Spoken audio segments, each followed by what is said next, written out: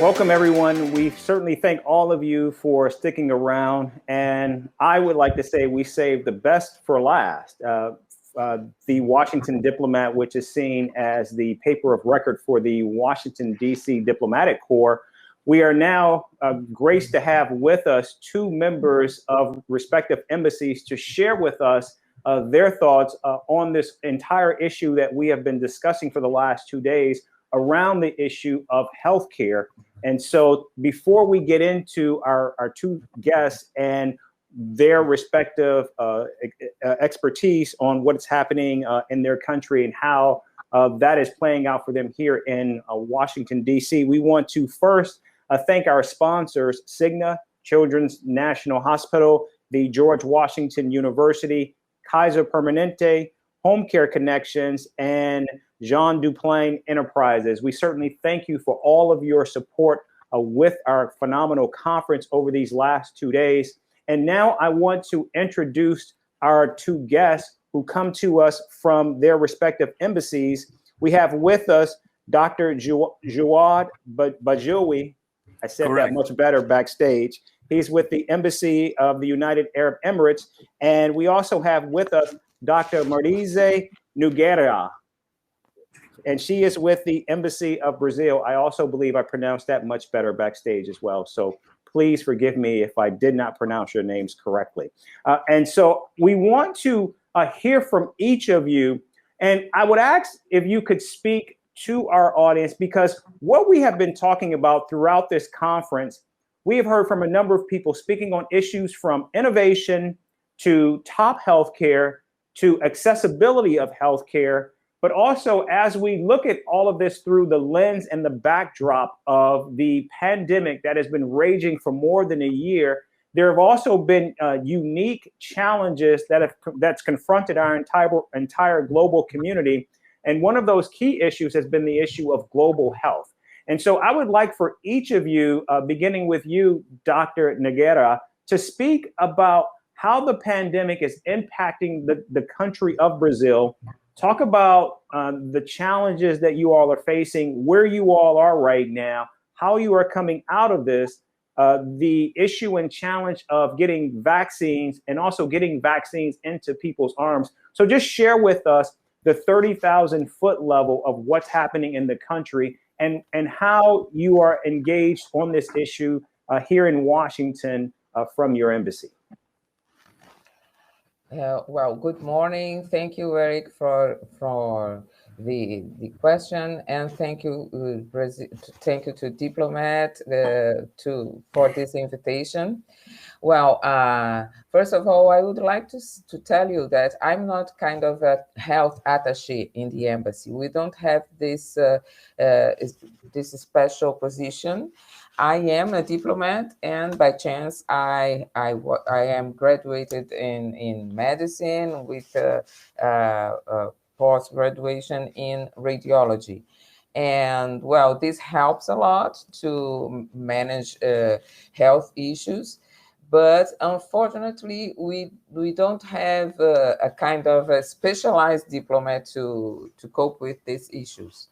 Anyway, I would tell you that the COVID-19 pandemic poses a historic challenge to all nations, and Brazil is in the epicenter of the pandemics nowadays. But we have been working hard to overcome and to respond to the pandemics. And in this way, we had collaboration from other countries as the US, and we are very grateful for that. Well, Brazil has now more than 15 million cases of COVID-19, more than 440,000 deaths. We've already passed the peak in mid-March, and now we are in a kind of a stabilization, but in a very high level. And well, Brazil is using three different vaccines: the Chinese Sinovac, AstraZeneca, and Pfizer. And the vaccine rollout is progressing at a steady pace. Up to now, we could administer almost 55 million doses and distributed 90 million doses. This is not enough for the Brazilian necessities, and we've been trying hard to get access to more vaccines for our people.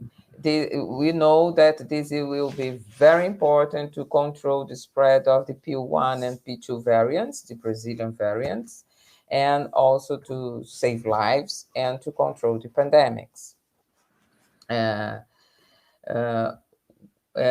Eric, please tell me if you wanted me to talk a little bit more. Yeah, can you talk backstage? You were having this really fascinating conversation with Victor about the Amazon, and you were talking about how the pandemic was impacting people in that particular region of Brazil. Can you also speak about that, and also if the vaccine is actually getting to people in the region of the Amazon as well? Okay, so Amazon was kind of a particular case in COVID because there was a peak of infections in April last year, April 2020. Epidemiologists and a lot of people and officials, Brazilian officials, thought that we had reached the herd immunity in Amazon. But then by the end of the year, so December, January this year, there was another peak. And again, the health system was collapsed with ICU beds at maximum capacity, and they had to send patients to other states to be treated. There was a lack of oxygen supplies, and so we realized that there were new variants circulating and that herd immunity wasn't really this main issues and the solution for the pandemics. Nowadays, the situation in the Amazon is much better. And yes, vaccines arrive there to the big city. Well, Amazon is really very big, and there are some big cities in the Amazon. To arrive to the big cities is not that complicated.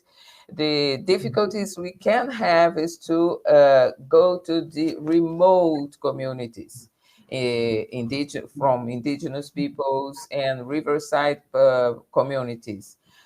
And we need the help of the army and the armed forces to arrive there. Of course, it's more difficult, but vaccines are arriving. And we are very proud that 80% of the indigenous population living in indigenous lands in Brazil has almost had at least one dose of vaccine, and 68% are fully immunized. Those are actually pretty spectacular numbers. How has Brazil been able to reach such disparate communities, such communities that are so vastly spread out? Because we do know that getting vaccines to people, particularly people in outer regions, that's a challenge in any country. But you all are doing a phenomenal job of actually getting it to your most vulnerable. Can you talk a little bit more about how Brazil has been so successful in doing that? Well, thank you because thank you because of the accomplishment. Since the beginning of the pandemics, the Brazilian government has took measures to respond to the pandemic, and Brazil is one of a dozen of countries that could manufacture the COVID-19 vaccine. This was possible because of agreements that have technology transfer clause. And so we have two public research health institutes in Brazil, Fiocruz and Butantan, which could produce vaccines. The problem is that with the whole world pandemics, it's difficult to import or to receive imported active pharmaceutical ingredients and imported vaccines. But this is one of the reasons we are in a good position. No, so Fiocruz has already produced delivered 5 million doses of vaccine, and it's expected to deliver 200,000 doses of vaccine till the end of the year. And Butantan was, which has a contract with Sinovac, is also supposed to produce 130,000 vaccines till the end of the year. And the government has also taken measures on economic support for these people. Well, Brazilian has already had social programs of income redistribution. These are working, and other programs also. I could tell you that more than $100 billion were allocated by the government to mitigate the consequences of the pandemic, through resource transfers to states, job protection measures, and direct cash payments. So this helps also. I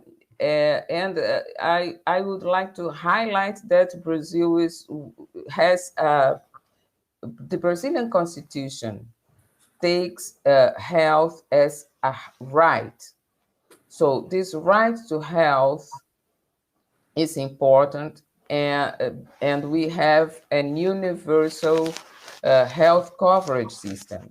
So everybody in Brazil, nationals, foreign people, and everybody has access to treatment, to vaccination, free of charge. So this is very important for this success we could have till now. For that. Now, Dr. Bedjaoui, I'd like to bring you in and to ask that you also speak about what's going on in your country with the pandemic and the challenges and the successes that you all are seeing there. Thank you, Eric. I want to thank the Washington Diplomat, and of course, Eric and Victor, for having me here today and for promoting events and forums such as this one that enable us to collaborate with the many people in attendance and the many institutions represented here today, and with the colleagues, corporations, nonprofits, and nation states across the world.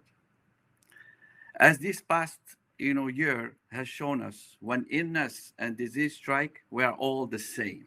We're all the same. While demographics and economics always play a role in health equity, on a human level, the experience of having a vulnerable parent, a sick child, or the loss of any loved ones is perhaps the most existential, similar, and most devastating of human experiences. The world has experienced far too much of it since the onset of the pandemic, as you all lived.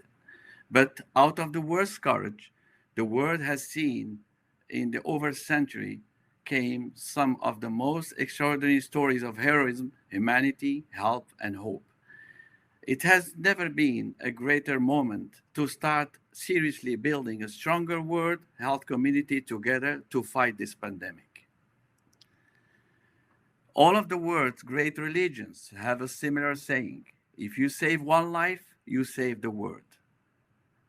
The UAE put those words into action through the HOPE Consortium and the Emirates alliances that has launching one of the largest and most integrated and logistic efforts of its type to deliver hope and vital vaccines to the global community, leading the world in its own in country vaccination levels. The UAE set about the leveraging of all its public and private resources and to facilitate vaccines delivered around the world to resource poor countries with the aim of delivering 18 billion vaccines doses by the end of 2021. As the pandemic has taught us again, none of us are safe until we are all safe. This is important.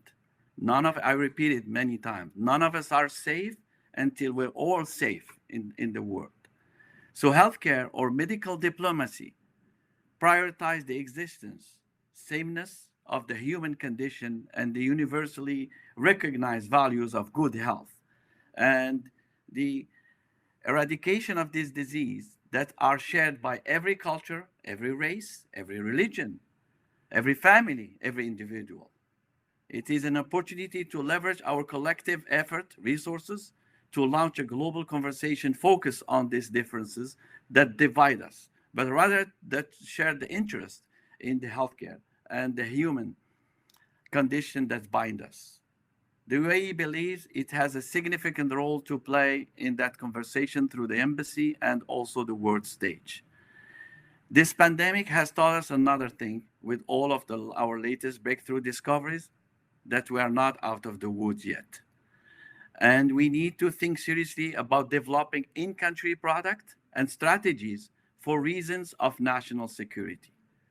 Just think about the serious shortage of PPEs and equipment such as ventilators, as my colleague Dr. Ribeiro mentioned, oxygen, and all of this that were very worrisome to the entire world and even to our country. And you live this. The UAE has been in forefront of building capacity of its own country and for its neighbor across the world because of the country leadership has understood that until we are all safe, none of us are safe and healthy. Just to give you some what we did this to elaborate on the Emirates alliances and the UAE the Emirates alliances, what we did. I'm going to read some, statistics to you.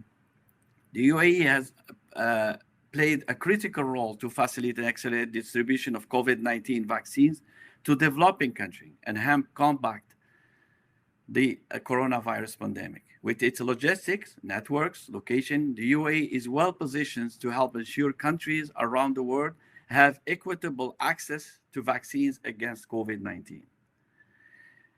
Dubai Vaccines Logistics Alliances.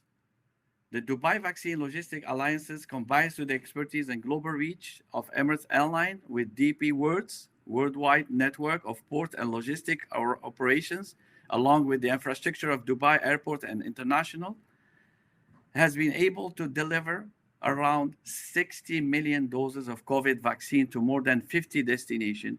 One out of very vaccine doses admission around the world has transited through Dubai Airport and flown on Emirates aircraft. So far, also, we have currently transported approximately 650 tons of food and 250 tons of pharmaceutical each day.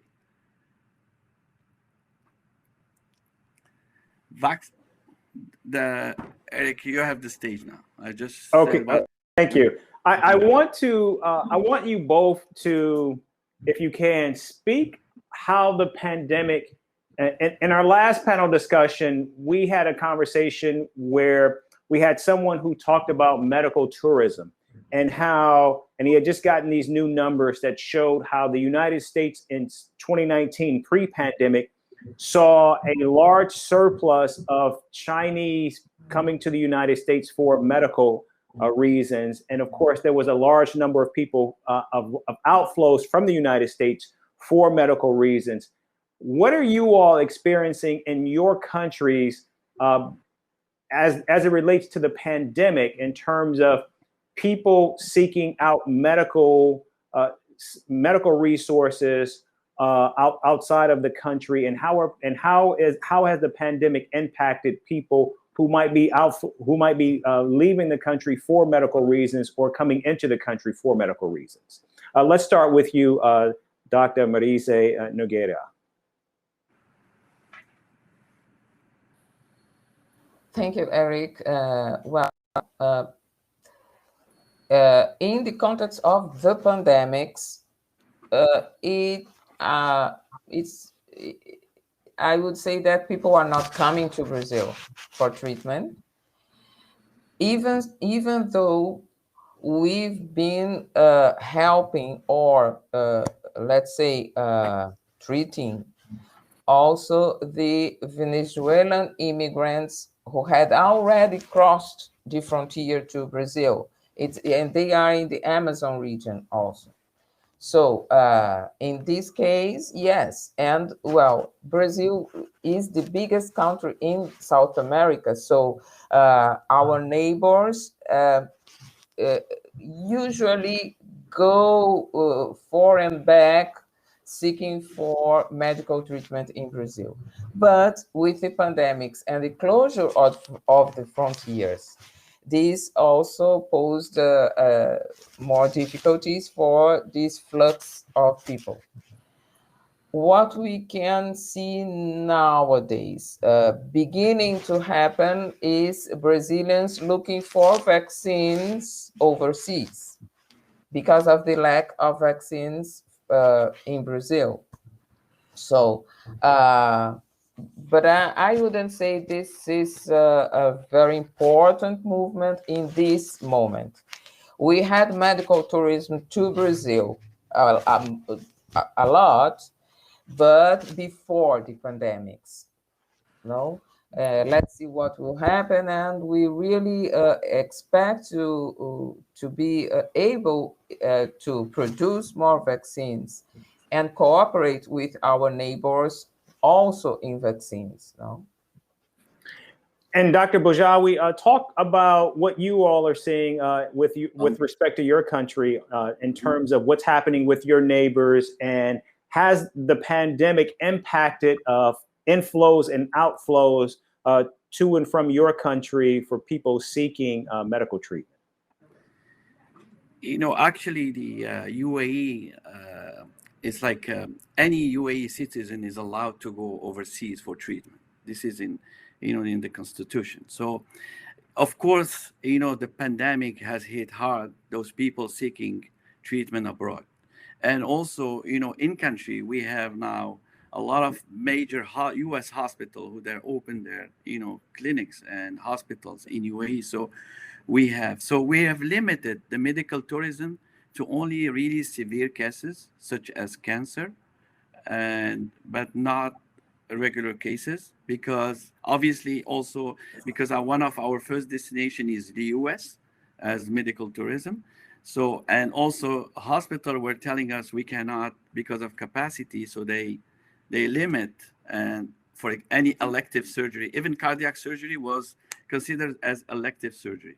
So they will keeping only door open for cancer patient. That has limited. So the other question is, this is for UAE, this is the second row that we're living this unfortunate. It happened after September 11th, when we had to stop all our patients. And you remember, it was devastating. We didn't know where to send our patient. And it took time, but that's why healthcare diplomacy here plays a role. The role is very important. Why? Because, you have to keep aside what divides us. And for health, you have to work together. It's very important to work together, because to find a solution and to work, as again, to repeat my famous, saying, none of us are safe until we are all safe. And so medical tourism, we still don't open. We still have patients around the world, like in UAE, for example, in country, we're still receiving in Abu Dhabi, Cleveland, Abu Dhabi, and also some other hospital like Dubai Hospital. And we have some US citizens who went there for treatment because we receive, and vice versa. A lot of UAE still, they're here receiving treatment, and it's never. but it has affected. And if you ask many hospitals, U.S. hospital, they have dropped down their manpower. They have limited their, it hit them hard, but hopefully it will open soon. And so, can you both, and following on what you just said, Dr. Bedjaoui, and then also we want to hear from you, Dr. Nougeira. Can you talk about, because you both have laid out some of the challenges that your respective countries have dealt with as it relates to the pandemic. You have talked about things like a struggle to get oxygen for the number of patients. And also, of course, one of the key challenges that every nation is facing is the issue of enough of the vaccine.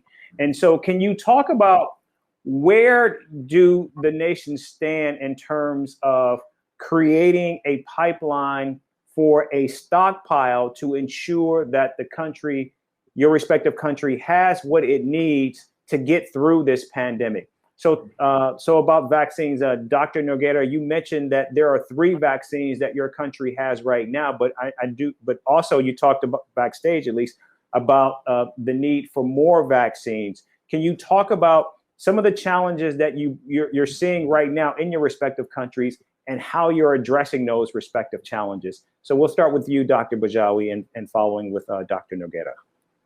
So just to give an example, as I said about the Hope Consortium and Emirate Alliances, we have built in UAE a 19,000 square meter state-of-the-art facility in Abu Dhabi, capable of storing 120 million plus COVID-19 vaccine at temperature ranging between 8 degrees Celsius to minus 80 degrees Celsius. So, UAE was on the forefront to start vaccinated early with Sinopharm, as you know. We started last September 2020. So we have been very front on this, and we believe that the vaccine could stop, and that, as a matter of fact, you can see the numbers have dropped even with the variant. The numbers of COVID, tested people, has dropped down since we vaccinated a lot of people.